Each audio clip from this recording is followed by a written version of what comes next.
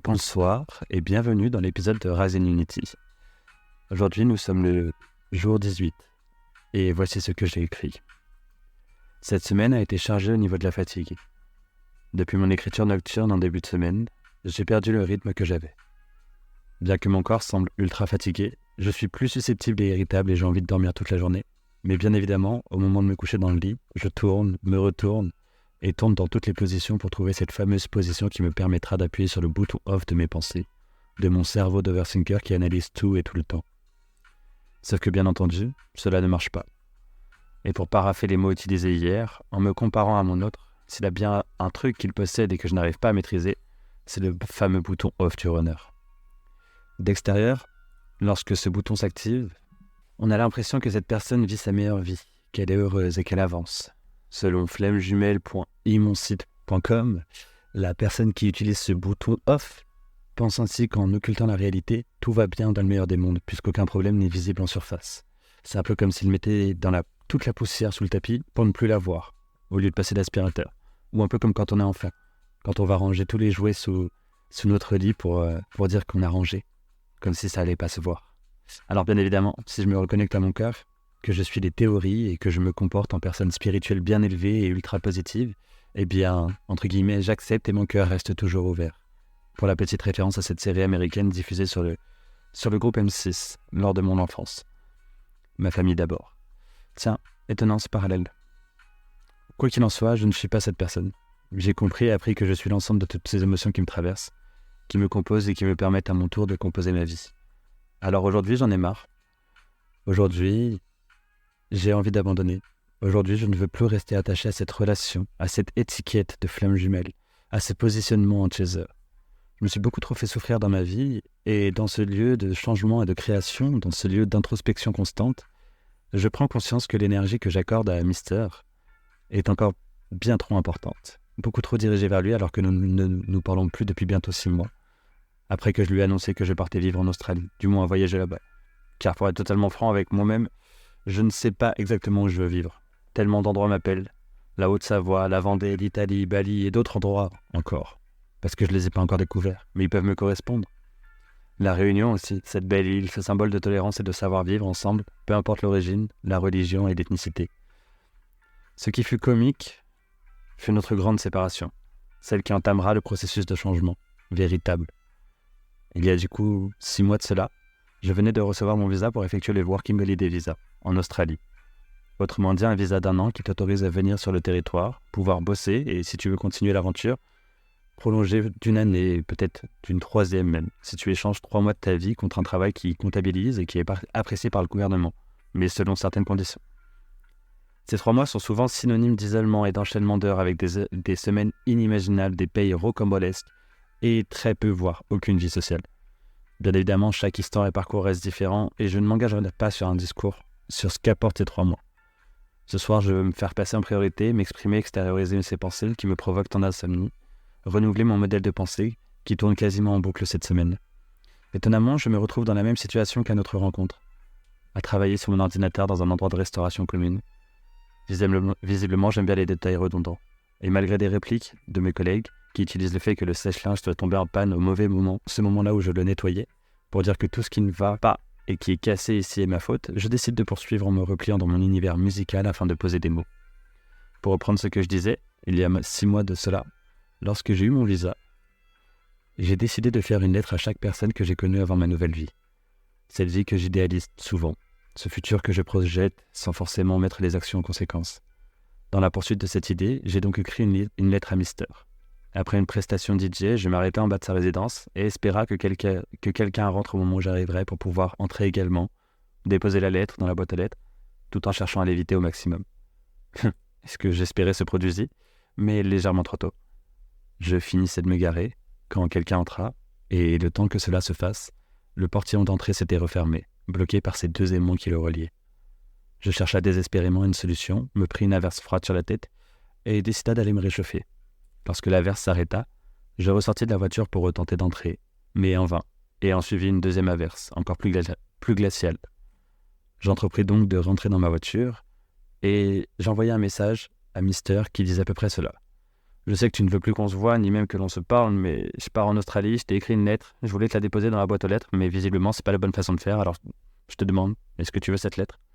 Il me répondit avec cette tendresse déconcertante et ce calme apparent qu'il voulait bien la lettre, que je pouvais lui déposer dans sa boîte aux lettres et qu'il la lirait, mais qu'il n'avait pas le temps pour se voir. À partir du moment où je reçus ce message, une personne entra dans sa résidence, comme par hasard, et m'offra donc cette ouverture de portillon, cet accès à la dépose de la lettre. Content d'avoir pu clôturer ce chapitre, je rentrai chez moi. Je reçus un message le lendemain, plein d'amour encore, ou plutôt plein de rejet. J'ai lu ta lettre, je te remercie pour ces mots, malheureusement je ne pourrai être présent le 28 juillet, c'était la date de ma soirée de départ. J'ai déjà un rendez-vous de prévu, avec un point. On reste quand même cordial. D'accord, pas de souci, je vais pas le forcer. J'ai fait ce que j'avais à faire. Je profite donc de ma journée, du lendemain pour aller voir des amis rencontrés lors de mon passage en école d'ostéopathie. Une petite journée parisienne qui se suivit par un repérage des courses dans une ville à 15 minutes de chez moi. Tout d'un coup, mon téléphone sonne, et je vois que s'affiche le numéro de Mister. Je décroche, un peu méfiant, car il n'y avait aucune raison à ce qu'il m'appelle. « Je suis au Japonais en bas de chez toi, si tu veux qu'on se voie, me dit-il, innocemment. « D'accord, mais je suis pas chez moi. Si c'est pour venir d'ici 20-30 minutes et que tu partes au bout d'un quart d'heure, j'en vois pas l'intérêt. Est-ce que t'es pris après ton japonais ou t'as du temps ?»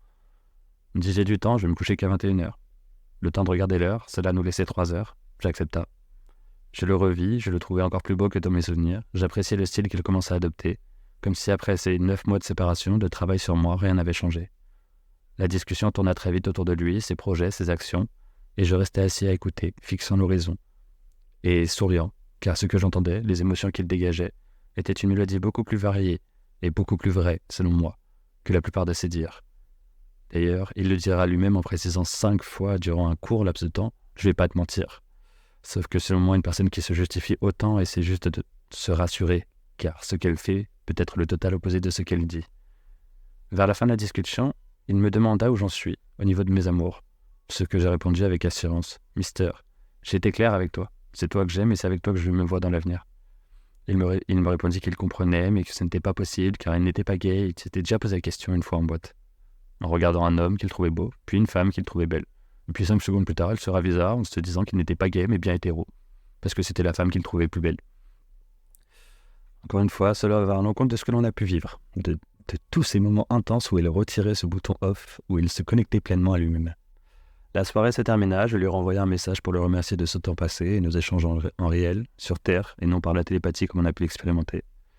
Il me rappela alors que c'était très compliqué de se revoir, qu'il n'avait pu qu'aujourd'hui. Encore une fois, je suis fier de toi pour ton évolution et ton parcours. Tu mérites le meilleur, sincèrement, et d'avoir des personnes bien autour de toi. Encore à l'heure actuelle, je ne sais pas s'il parlait de lui en se dénigrant, en disant cela, ou s'il était connecté à son intuition, à ce qui confirmera les séparations suivies par la suite, ou bien l'ensemble de ces 2 propositions. Je le remercie encore. Merci. Grâce à toi, ce soir, j'ai pu mettre en pratique ce que j'ai appris et débloquer de nouvelles fonctionnalités de transmutation. Et il s'empressa de répondre « Merci beaucoup pour tout ce que j'ai pu apprendre avec toi pendant toutes ces années. Pour quelqu'un qui n'a pas le temps, nos échanges et l'écriture de longs textes l'un vers l'autre m'évoquent qu'il ne veut peut-être pas que je parte, qu'il souhaite parler encore un peu. » J'enchaînai avec la réponse suivante. « Apprentissage et émotions partagées. Tu m'as également et sincèrement rendu et apporté tout autant même, si parfois tu peux en douter. Et tu continues encore aujourd'hui d'ailleurs. C'est peut-être juste ça, notre lien au final. » « C'est possible, me dit-il, par rapport à la nature de notre lien. Ce qui clôturera la conversation.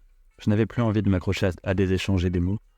J'en profitais pour préparer mon voyage, ma soirée, et commencer mes folles soirées de visualisation et de projection.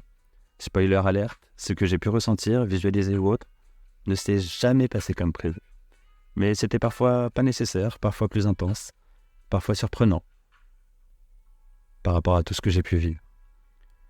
Suite à un enchaînement de situations, et un léger forçage de ma part, il faut l'avouer, nous nous revîmes chez moi le mercredi, 2 jours après, pour qu'il puisse dire au revoir à un ami à lui qui me rejoignait, qui partait dans cette aventure avec moi, le fameux Alexis.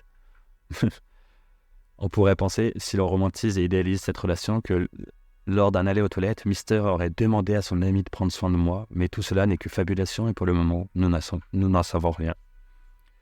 Quoi qu'il en soit, nous passons la soirée à jouer au Uno. J'observe que quand Alexis, notre ami en commun du coup, mon meilleur ami, m'attaque, me met un +4, un +2, m'empêche de jouer, Mister s'empresse de riposter comme s'il cherchait à me protéger. mais je décide de ne pas m'attarder à ce genre de détails. La soirée se poursuit et lors d'un échange, il m'affirme qu'il sait de quel lien je parle entre nous, mais il sous-entendra qu'il fera tout pour briser ce lien. Et on peut sentir dans cette affirmation une pointe de peur. C'est un monde inconnu, plein de rejet dans sa perception. C'est inenvisageable. Ce fut un second choc pour moi, et la relation se dégrada de semaine en semaine. Je venais de rentrer dans ma seconde phase. Maintenant que j'avais compris la théorie, je rentrais dans la phase d'expérimentation et apprentissage par la pratique. Fini les beaux messages, il me laisse en vue et nous arrivons en Australie. Il bloque tous mes numéros, bloque Alexis, bloque ma mère. Il est temps que l'on grandisse chacun de notre côté et que l'on voit ce que ça donne. Car comme il me l'a très bien dit pendant cette période d'adieu, après que je lui ai dit « Je me fais la promesse de prendre soin de moi, je vais poursuivre dans cette voie. Par effet miroir, je sais que tu le fais aussi, je le ressens. Hâte d'observer ce que l'avenir nous réserve. » Et il m'avait répondu dans un élan de laisser porter, de lâcher prise. Hâte également de voir ce que cela va donner. Alors pourquoi revenir sur cette étape de notre parcours, me diras-tu? Car aujourd'hui, effectivement, je me rends compte que j'observe son évolution, mais que je nourris des sentiments négatifs envers moi. Frustration, impatience, comparaison. Lui avance, et moi, qu'est-ce que je fais? Actuellement, je dénigre tout ce que j'ai vécu, je traverse l'humiliation et je le comprends sur cette fin d'écriture, en faisant comme à mon habitude, le lien, la mise en place du puzzle. Le parallèle avec ma vie personnelle, avec cette humiliation que je m'inflige, a été marqué par cet événement qui provoque les moqueries de mes collègues.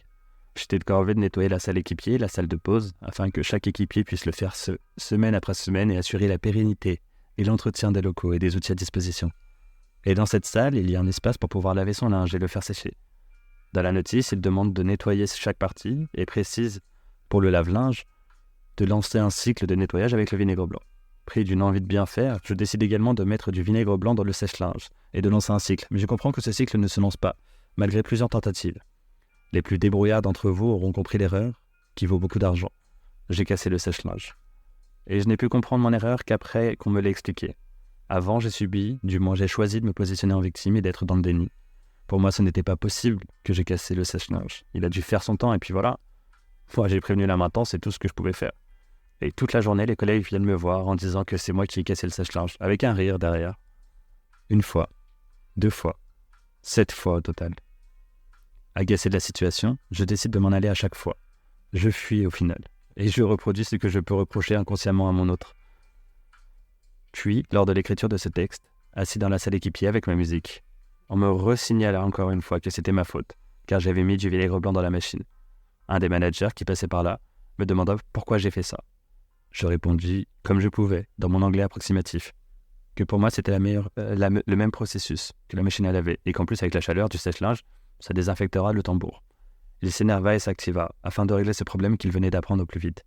Dans son agitation, je pris cet ensemble comme une agression, et me réfugiai à nouveau dans l'écriture. Et un collègue me réaffirma que c'était de ma faute. Je lui répondis sèchement que je ne comprenais pas ce que j'ai pu faire de mal. Il m'expliqua alors que certains composants électriques du sèche-linge se trouvent juste en dessous du tambour, que j'ai créé une sorte de court-circuit et que c'est cela qui a cassé cette technologie révolutionnaire. Face à cette suite logique de faits, j'accepte la sentence et plaide coupable. Mais pendant ce temps, j'avais réussi à identifier ce que je ressentais. Ce même genre d'émotion qui me serre la gorge, ce même genre d'émotion que pendant mes années d'ostéopathie. Ce jugement incessant, cette humiliation enfin démasquée. Alors me diras-tu, c'est peut-être tout simplement cela qui crée mes insomnies depuis tout ce temps.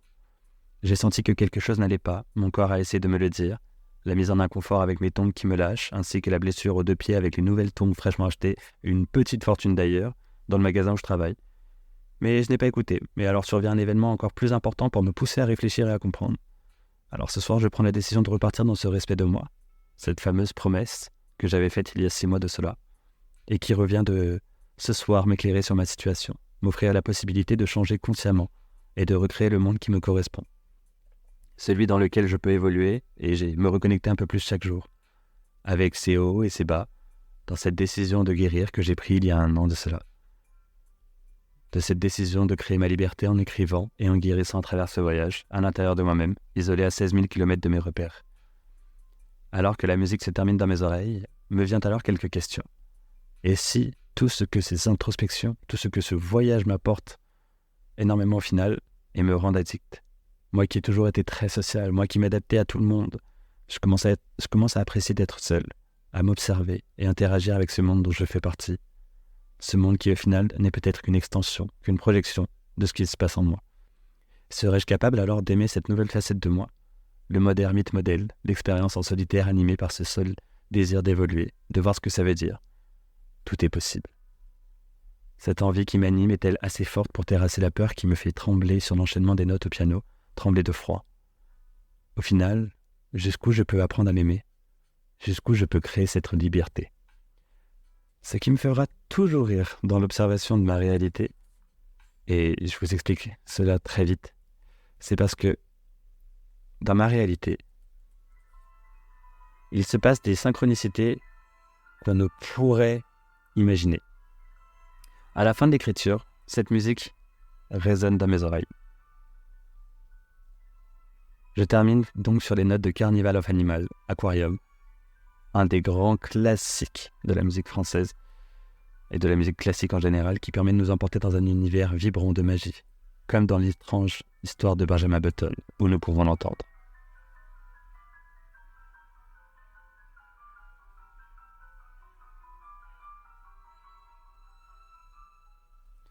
Comme si je venais de créer, de faire bouger encore une fois les choses, comme jeudi dernier.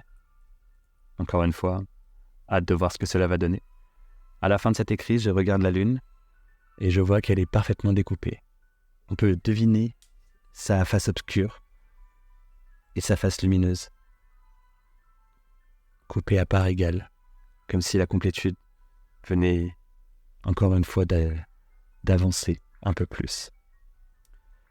Une fois que j'ai terminé, une fois que la musique se termine, la musique qui arrive enchaîne sur cette phrase, tout simplement. Et avec ces mots, je vous souhaite une bonne continuation et vous dis à très vite.